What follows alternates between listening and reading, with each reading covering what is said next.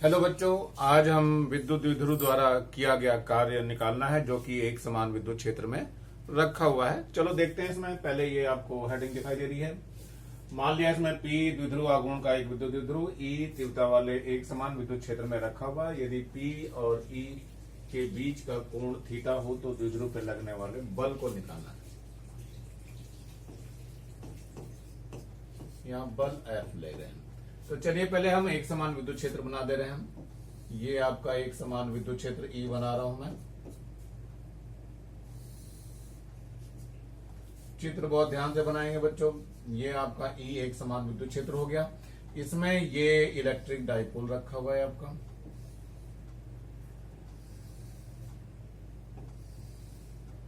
ये इसका सेंटर हो गया।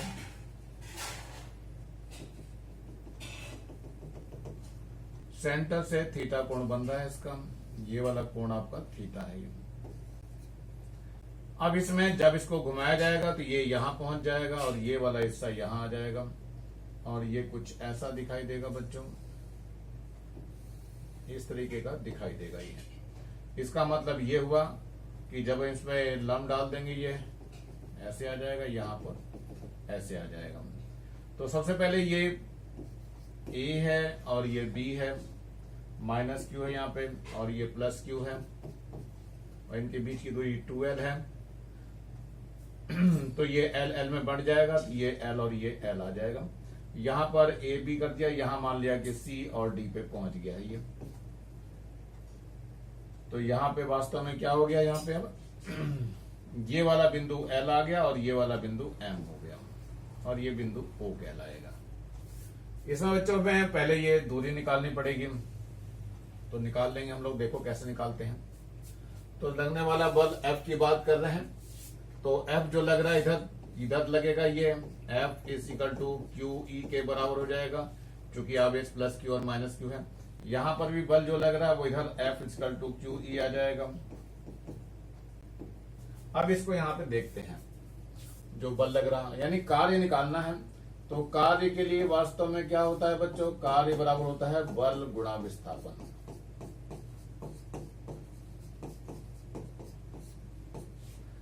कार्य को हम W से दिखाएंगे, बल हम F से दिखा रहे हैं।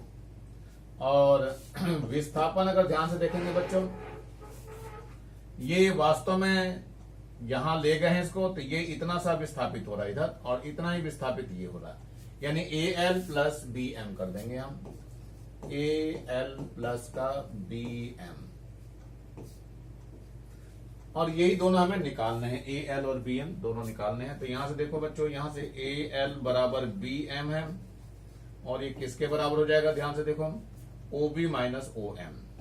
OB माइनस OM के बराबर हो जाएगा। और OB वास्तव में कितना है, L है, और माइनस का ये L cos थीटा है। तो L कॉमन आ जाएगा यहां से और 1 माइनस cos थीटा आ जाएगा। चलिए यहां दोनों जगह AL रख दीजिए। F का मान जो है QE बताया है आपको पहले ही मैंने, और ये AL हो गया है और ये प्लस का ये भी AL के ही इक्वल है, क्योंकि दोनों बराबर हैं। तो ये आ जाएगा QE into twice of AL।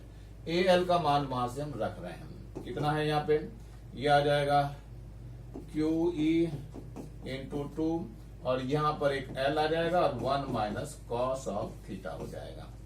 अब यहां से देखिए, एक तो ये आ जाएगा 2QL और E आ जाएगा और यहाँ 1 माइनस कॉस थीटा हो जाएगा। जहां P जो होता है, वास्तव में P के लिए आपने पढ़ा है पीछे, P बराबर क्या होता है, 2QL होता है। तो ये मान यहाँ पे रख दिया जाएगा। तो ये क्या हो जाएगा, ये आ जाएगा PE और 1 माइनस कॉस थीटा आ जाएगा। ये आपका W आ जाएगा। ये सूत्र आ गया है, ये बहुत ज्यादा इंपॉर्टेंट सूत्र है। बुक में किसी और तरीके से दिया हुआ, आप लोग उस तरीके से भी कर सकते हो। अब इसमें कुछ स्थितियां आएंगी, खड़ी होंगी। तो पहले स्थिति ले लेते हैं हम। प्रथम स्थिति लेके चल रहे हैं। प्रथम स्थिति, प्रथम स्थिति में क्या हो जाएगा, यदि थीटा बराबर 0 डिग्री, तो W निकालेंगे।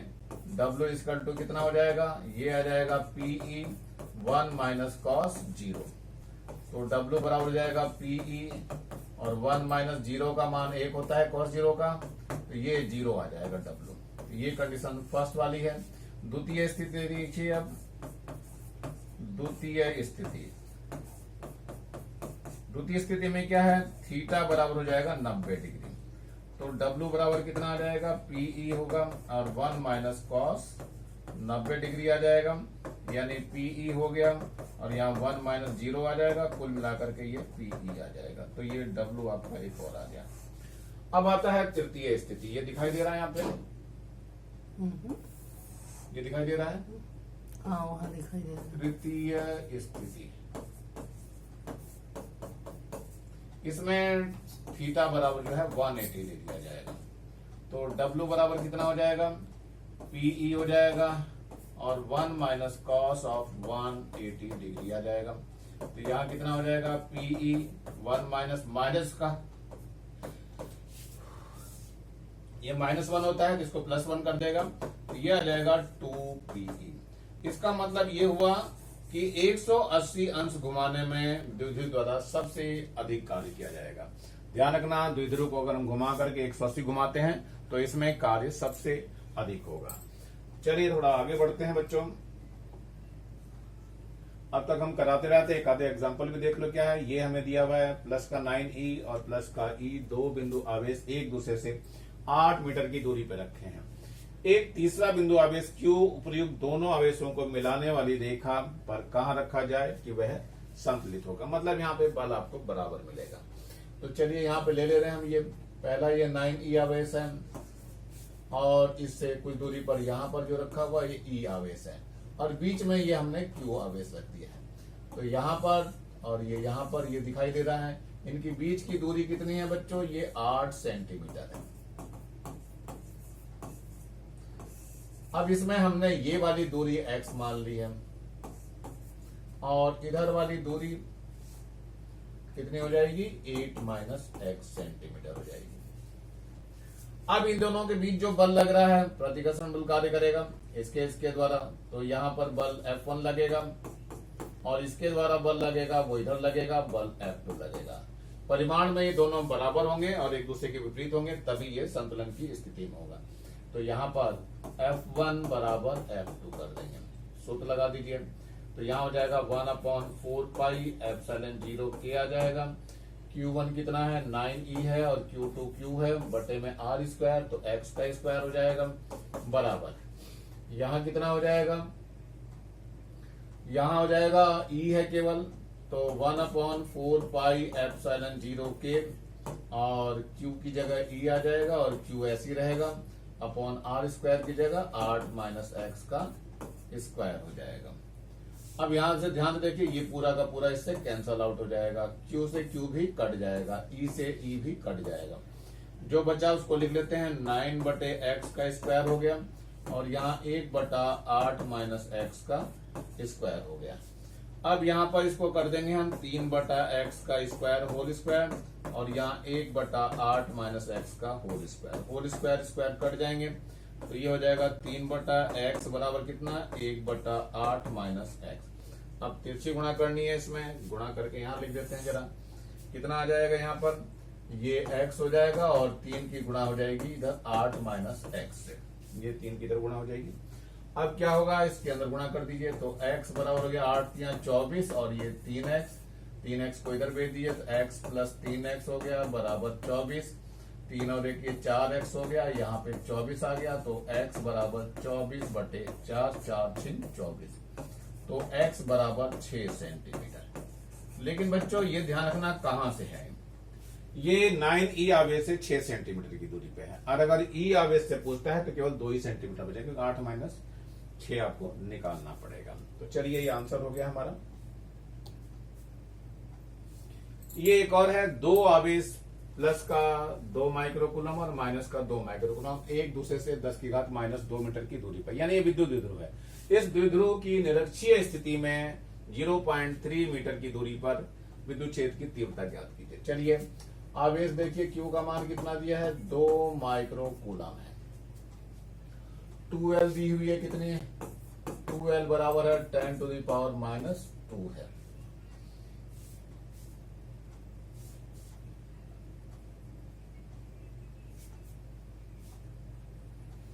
और आर का मान जो दिया हुआ है कितना, आर दिया हुआ है ये 0.3 मीटर।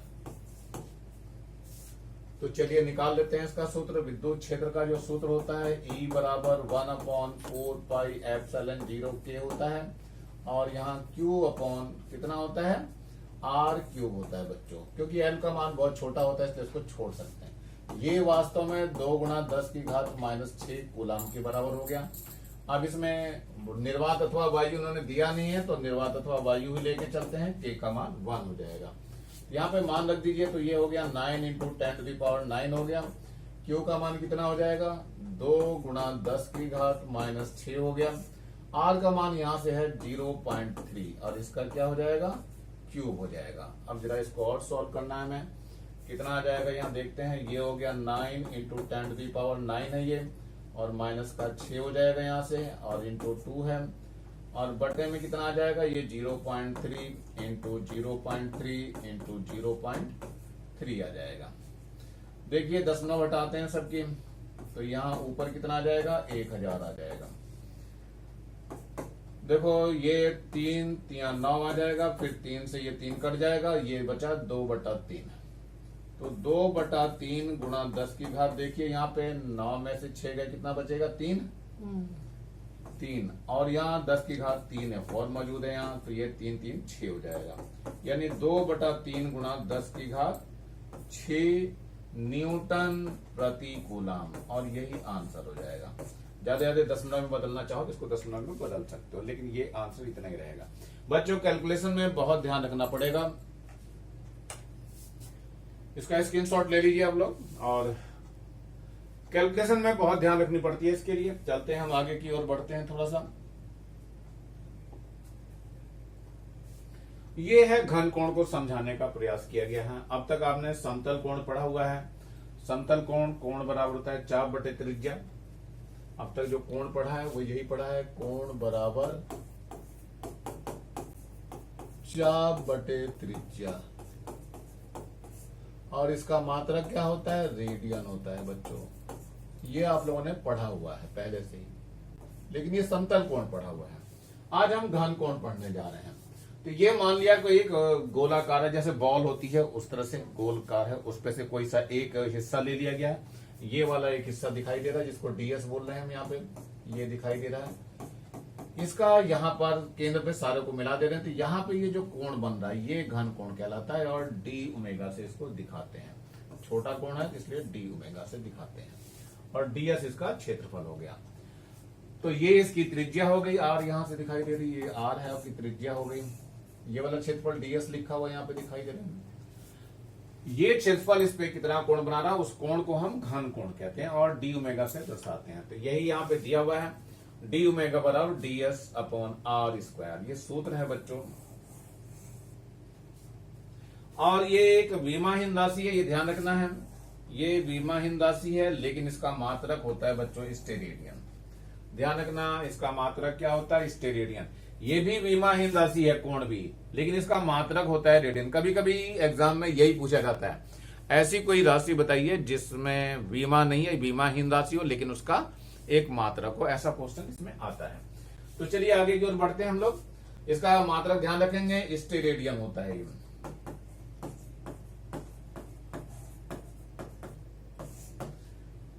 पूरे के लिए लेते हैं, पूरे गोले के लिए अगर लेते हैं हम, पूरे गोले के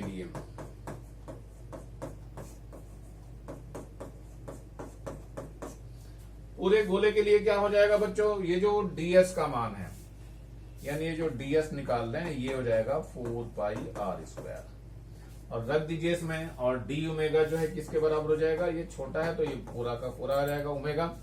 यहां पर हम निकालेंगे तो ओमेगा बराबर कितना आ जाएगा, यहाँ पे डीएस का मान रख दीजिए। सूत्र है हमारे पास जो डीएस अपॉन r², डीएस का मान हो जाएगा 4πr², और ये r², ये दोनों कट जाएंगे, और ये ओमेगा बराबर कितना हो जाएगा, 4π। यानी पूरा घन कोण कितना होता है, इतने स्टेरेडियन होता है। ये पूरे के लिए घन कोण हो गया इसका, तो ये हमें अच्छी तरह से याद होना चाहिए। पूरे के लिए घन कोण कितना होता है, 4π होता है, और सूत्र क्या होता है इसका घन कोण का, डी ओमेगा बराबर D S upon R square. ds इसी को पढ़ते हैं, ये ds आपको दिया हुआ है। चलते हैं नेक्स्ट की ओर। ये समझ में आएगा तब बच्चों जाकर के आपको गॉस की प्रमेय समझ में आएगी, बिना इसके समझ में नहीं आएगा गॉस की प्रमेय। तो ये यही पहले मान लिया है, मान लिया O केंद्र है और R त्रिज्या का एक गोला है। इसके पृष्ठ पर क्षेत्रफल अवयव ds की कल्पना करें। यदि इस क्षेत्रफल का अवयव परिधि पर स्थित समस्त बिंदुओं को गोले के केंद्र से मिला दें तो O पर शीर्ष वाला एक शंकु बन जाएगा। इस O पर बनने वाले इस कोण को घन कोण कहते हैं। इस चित्र में आपको दिखाया गया है। चलते हैं अगले पे। ये आ रहा है गॉस।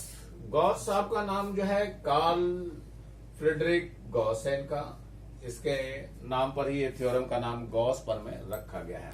ध्यान रखना, गॉस प्रमेय का नाम ये फ्रेडरिक गॉस है, इनके नाम पर ही ये रखा हुआ है, कार्ल फ्रेडरिक गॉस।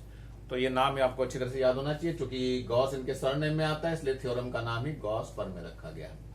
और किसके लिए दिया है? विद्युत फ्लक्स के लिए दिया है। ये विद्युत फ्लक्स और उपस्थित आवेश के बीच संबंध बताने के लिए नियम प्रतिपादित किया। और इस नियम के अनुसार क्या है? यह है इस प्रमेय के अनुसार किसी बंद पृष्ठ से गुजरने वाला संपूर्ण विद्युत फ्लक्स उस बंद पृष्ठ के अंदर उपस्थित कुल आवेश का 1/ε0 गुना होता है। ये सूत्र है, ये यहाँ पे दिया है। विद्युत फ्लक्स को फाई ई से दिखा रहे हैं हम, यानी सूत्र जो है मैं यहां लिखकर दिखा दे रहा हूं। फाई ई लिखा जाएगा और फाई ई को हम समाकलन के द्वारा निकालते हैं। ये बंद पृष्ठ पे समाकलन है, यानी समाकलन ओवर क्लोज सरफेस। और यहां पर जो है E.ds है। और ये जो बताया है, ये प्रमेय क्या कहती है? ये Q/ε0 बताया गया है। तो प्रमेय को हमें सिद्ध भी करके दिखाना पड़ेगा और इसके बारे में बताना पड़ेगा। ये ध्यान रखना बच्चों, पहले तो इसमें फ्लक्स समझ में आना चाहिए।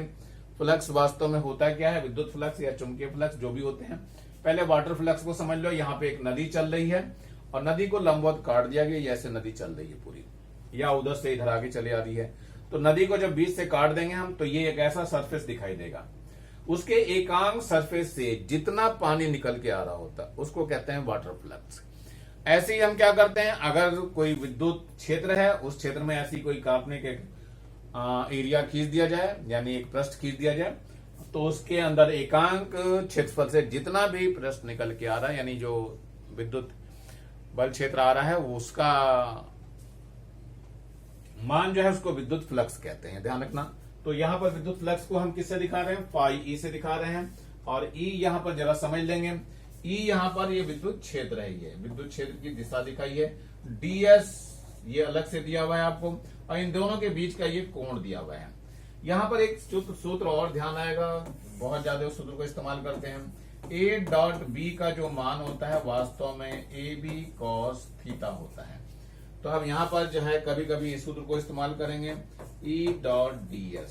तो ये क्या हो जाएगा? ये E आ जाएगा, ds आ जाएगा और cos थीटा आ जाएगा। और थीटा जो है ये बीच में आपका कोण यहाँ पे दिखाई दे रहा है, वास्तव में ये वाला थीटा कोण है। तो इसकी सहायता से हम इसको निकाल लिया करेंगे। चलते हैं आगे बढ़ते हैं, इस थ्योरम को सिद्ध करने की कोशिश करते हैं। तो ये आपका जो है यहाँ पे ले लिया गया है, देखो ध्यान से, ये E हो गया है। तो मैंने इसको बताया, इसका सूत्र और सब कुछ घटक लेके चलना है। यहाँ पे डी ओमेगा दिया हुआ है। तो सूत्र मैंने बताया आपका, फाई ई बराबर क्या बताया गया है? फाई ई बराबर हो गया, ये है समाकलन ओवर क्लोज सरफेस। एस पे ले रहा हूं, यहाँ एस यहाँ पे डिनोट कर रहा हूं मैं। और यहां पर क्या है? E.ds। अब E.ds का मैंने सूत्र पीछे बताया था। E.ds क्या होगा? ये E हो जाएगा, ds हो जाएगा और cos थीटा हो जाएगा। तो यहां पर रख देते हैं मान इसका। ये है समाकलन over close surface S. E का मान तो यहाँ E हो जाएगा और ये ds हो जाएगा और cos थीटा हो जाएगा यहाँ पे। लेकिन बच्चों ये बिल्कुल इसके लंबवत ही होता है प्लस, यानी थीटा का मान 0 होता है। तो यहाँ पर थीटा बराबर 0 है, तो यानी थीटा का मान हम 0 डिग्री ले लेंगे। तो रख दीजिए यहाँ पे, कितना आ जाएगा? ये आ जाएगा आपका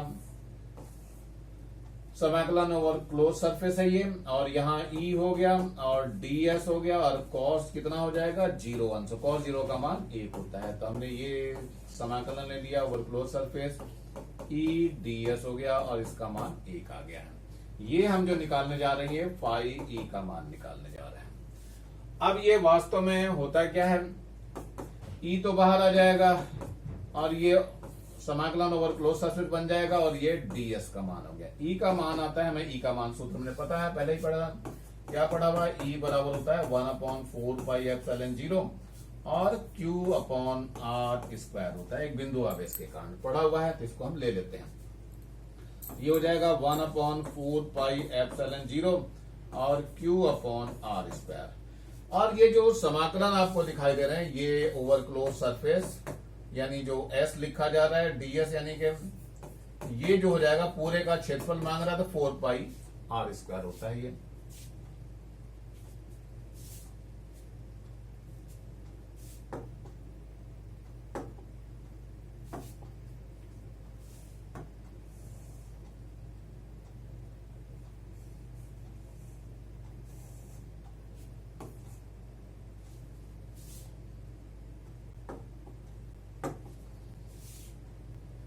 ये हम कहते हैं 4π,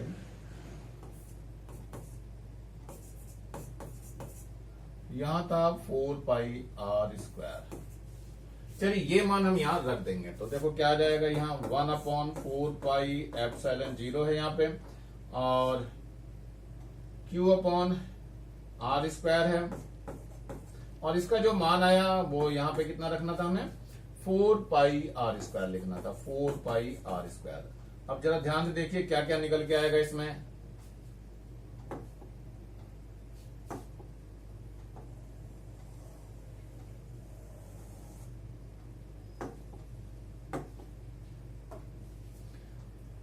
फोर पाई से 4π कट जाएगा, यहाँ पे r² से r² बच जाएगा, क्या बचा यहाँ पे Q अपॉन ε0 बचा है, यानी कि ये क्या हुआ, आवेश का 1/ε0 और यहीं पे ये सिद्ध हो जाएगा। ये आपका सिद्ध हो गई पर में बच्चों यहाँ तक।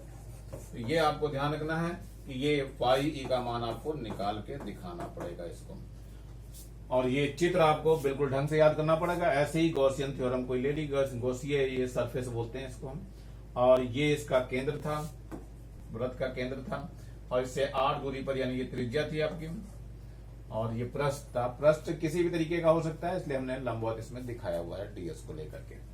चलते हैं थोड़ा आगे की ओर बढ़ते हैं जरा, तब तक इसको कर लीजिए, शॉर्ट ले लीजिए।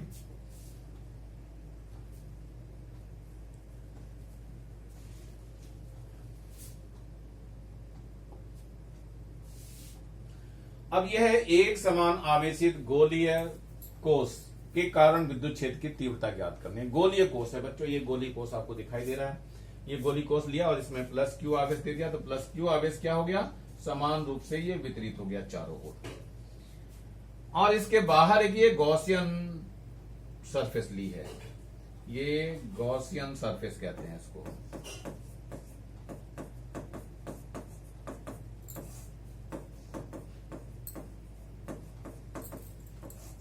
गॉसियन सरफेस या गॉसियन पृष्ठ भी कह सकते हो इसको। चलिए, और इस पृष्ठ पे हमने ये क्षेत्रफल ले लिया इसका, यहाँ पे ये यहीं पर आपका ds है और यहीं विद्युत क्षेत्र E जो है बाहर की ओर लग रहा है, ये आपको दिखाया हुआ है। अब यही बात बोल रहे हैं हम कि मान लिया गोली कवच के केंद्र O से r दूरी पर एक, ये r दूरी यहाँ पे दिखा रखी है, ये वाली r दूरी है, r दूरी पर एक बिंदु P है जिस पर विद्युत क्षेत्र की तीव्रता ज्ञात करनी है। O केंद्र तथा r त्रिज्या एक दूसरा गोला खींचो जो बिंदु P से होकर जाता है। इस गोले को बंद पृष्ठ गॉसियन पृष्ठ की तरह कार्य करता है, ये बताया था मैंने पहले ही। प्रत्येक बिंदु आवेशित गोले पर आवेश समान रूप से वितरित है, अतः बाह्य गोले के पृष्ठ पर प्रत्येक बिंदु पर विद्युत क्षेत्र की तीव्रता समान होगी, यानी एक समान होगी। पृष्ठ पर खींचे गए बाह्य अभिलंब के अनुदिश होगी, वो मैंने बता दिया आपका। तो फाई ई का जो मान आएगा वास्तव में क्या आ जाएगा, फाई ई बराबर हो जाएगा, ये हो जाएगा, ये ओवर क्लोज सरफेस है समाकलन, और ई डॉट ds हो जाएगा। और ये जो सूत्र बताया गया है किसके बराबर बताया गया है, ये Q अपॉन ε0 के बराबर बताया गया है। इसी को हमें लेकर के चलना है। चलिए, ये सरफेस आपको दिखाई दे रही है। तो इसी पर हमें चलना है, चर्चा करनी है। तो यहाँ पर मैंने फिर से लिखना चालू करना है। जो फाई ई का मान बताया गया है वो कितना बताया गया है, ये है समाकलन बंद पृष्ठ पे, और एस लिख दे रहा है यहाँ पे, और यहाँ पे आएगा ई डॉट डी एस, और ये परमे के अनुसार से किसके बराबर दिया है, क्यू अपॉन एप्सिलॉन 0 के बराबर दिया हुआ है।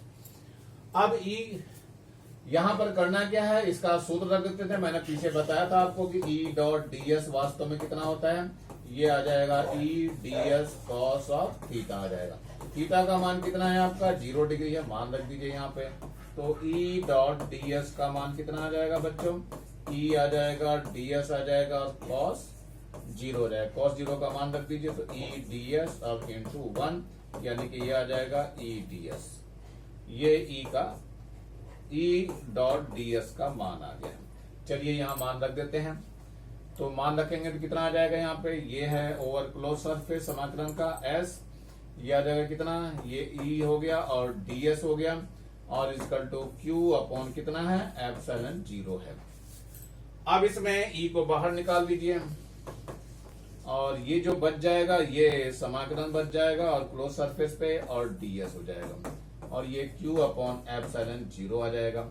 अब यहाँ पे इसका मान मैंने पीछे बताया था आपको 4 पाई आर स्क्वायर होता है। इसका जो क्षेत्रफल आएगा पूरा का पूरा किसका होता है, ये समाकलन है और क्लोज सरफेस ds मतलब पूरे का क्षेत्रफल 4 पाई आर स्क्वायर होता है। तो ये मान यहाँ पे रखना पड़ेगा, कितना हो जाएगा E into 4 pi R square, और यहाँ पर क्या है Q अपॉन एप्सिलॉन 0।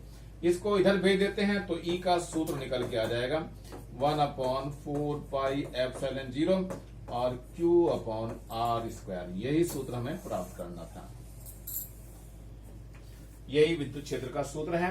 अब यहाँ पे ध्यान से देखना है, R का मान कहीं भी हो सकता है, पृष्ठ के बाहर और पृष्ठ के अंदर भी हो सकता है, लेकिन पृष्ठ के अगर हम अंदर लेते हैं तो Q 0 होता है, अंदर की तरफ Q नहीं है यहाँ पे बच्चों, ये 0 है, इसलिए विद्युत क्षेत्र क्या हो जाएगा, यहाँ पे 0 हो जाएगा अंदर की तरफ।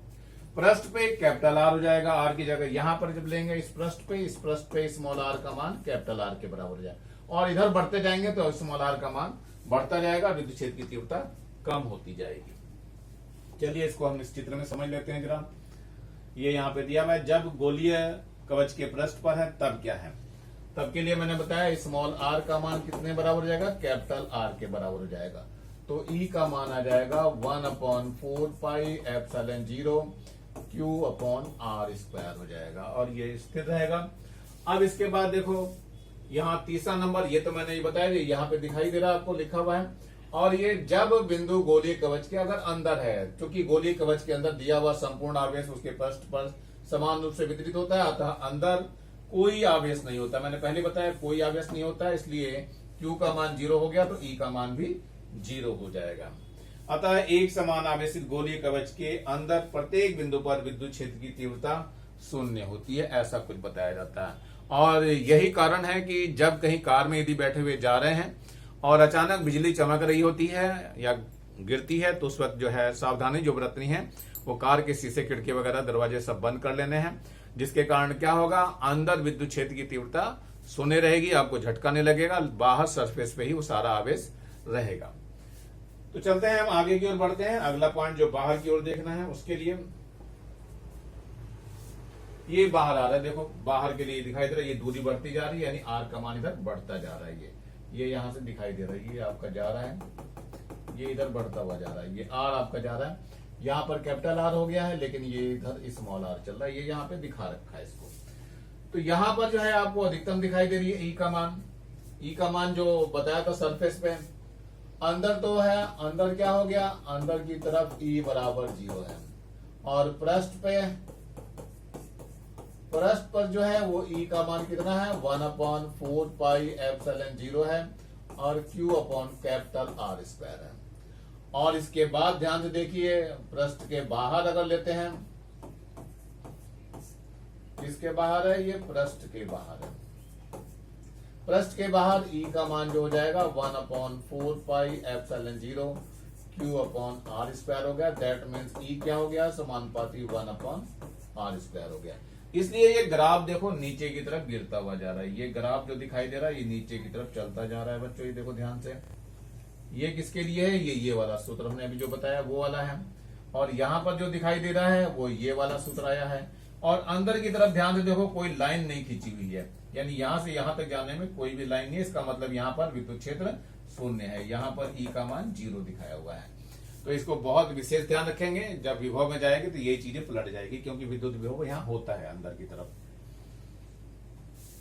तो अब तक इसको कर लीजिए आप लोग।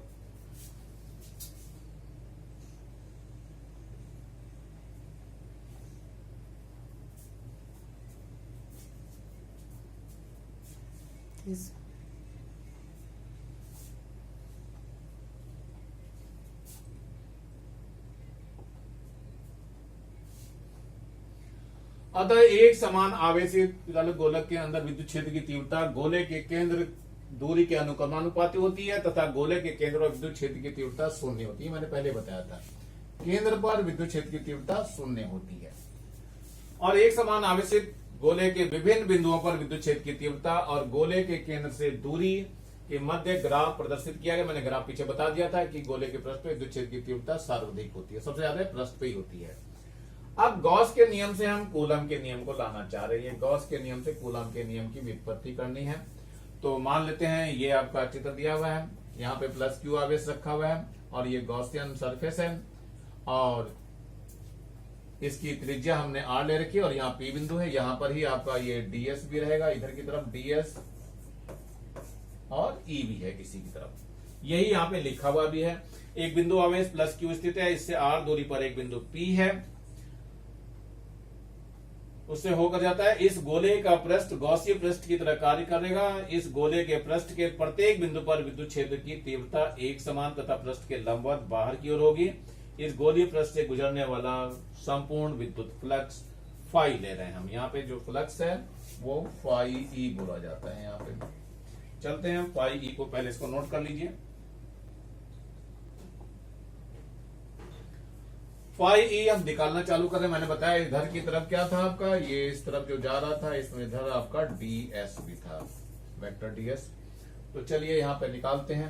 फाई ई का जो सूत्र है हमारे पास क्या है बच्चों, फाई ई बराबर है ये समाकलन ओवर क्लोज सरफेस है ये, और ई डॉट डीएस है। ई डॉट डीएस का मान मैंने बताया ही था कैसे होता है, सूत्र लगाते हैं। ई डॉट डीएस का मतलब होता है ई हो जाएगा और डीएस हो जाएगा और कॉस थीटा हो जाएगा। लेकिन थीटा यहाँ पर बच्चों 0 डिग्री होता है, तो ई डॉट डीएस का मान कितना आ जाएगा, ये आ जाएगा आपका मान ई डीएस कॉस 0 डिग्री, यानी कि ये ई डीएस आ जाएगा। अब हमारी जो थ्योरम कहती है, थ्योरम के अनुसार ये जो चीज है ये किसके बराबर जाएगी, Q अपॉन एप्सिलॉन 0। तो चलिए ये थ्योरम लगा देते हैं जरा। तो यहाँ फिर से लिख दे रहा हूं मैं, समाकलन ओवर क्लोज सरफेस, और कितना है ये